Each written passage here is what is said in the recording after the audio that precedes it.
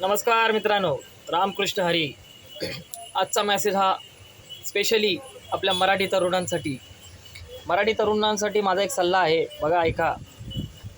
लहानपणापासून माझी आई मला बोलायची की आपला व्यवसाय हा आपला काम नाही. व्यवसाय हा फक्त गुजराती मारवाडीने करावा. पण ह्याला विरोध म्हणून मी नोकरी कधी केलीच नाही, जास्त व्यवसायच करत आलो आहे. आणि आज पण मी व्यवसायच करत आहे. का? गुजराती मारवाड्यांमध्ये जे रक्त आहे तेच आपल्यामध्ये रक्त आहे. मग आपण का नाही मार्केटमध्ये उतरावं? आपण का नाही धंदा करावा? म्हणून ह्याला जिगर लागते, जिगर, दम लागतो. आपल्या मराठी पोरांनी व्यवसायाकडे वळावं. मी दापोलीतल्या तमाम मराठी पोरांना नम्र विनंती करतो की तुम्ही व्यवसायात उतरा.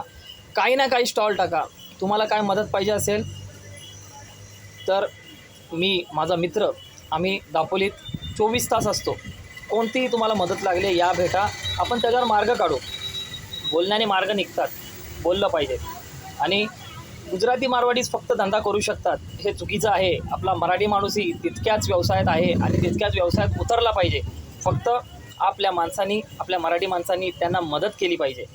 त्याचे पाय खेचण्याच्या बदली त्याचे हात खेचले पाहिजे, जेणेकरून आपला मराठी माणूस हा वरती येण्याचे प्रयत्न करेल. म्हणून माझी तमाम मराठी माणसांना नम्र विनंती आहे, आपल्या विभागातल्या पोरांना, मराठी पोरांना प्रोत्साहन द्या. त्यांना पुढे येऊ द्या. त्यांना व्यवसायात येण्यासाठी मार्गदर्शन करा.